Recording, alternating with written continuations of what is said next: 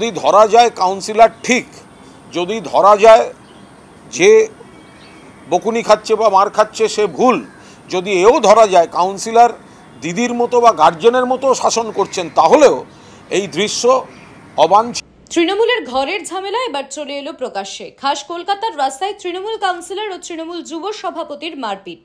দলের 18 নম্বর ওয়ার্ডের মহিলা কাউন্সিলর ঠাঁটিয়ে চড় মারলেন ওই ওয়ার্ডেরই যুব সভাপতি কেদার দাসকে।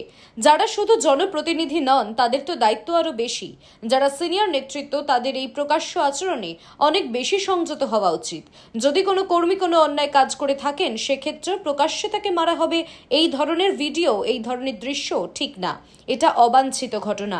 মন্তব্য কুণালের। আর কি বললেন তিনি, শোনাবো।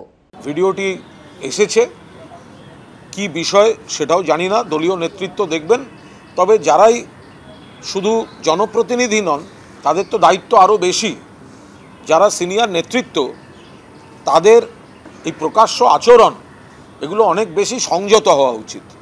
যদি কোনো কর্মী কোনো অন্যায় কাজও করে থাকেন, সেক্ষেত্রে প্রকাশ্যে তাকে মারা হবে, এই ধরনের ভিডিও, এই ধরনের দৃশ্য, এটা ঠিক নয়। অবাঞ্ছিত দৃশ্য, অবাঞ্ছিত ঘটনা।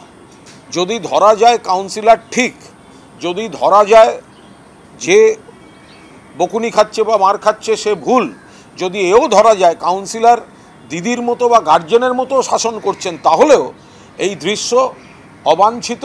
আমি আশা করব দলের যারা জেলা নেতৃত্ব আছেন তারা এই বিষয়টি দেখবেন, কারণ শুধু ভিডিও নয়, ওখান থেকে আরও কিছু খবর আসছে যে ইস্যুগুলো সমাধান হয়ে যাওয়া উচিত। আমি আশা করব।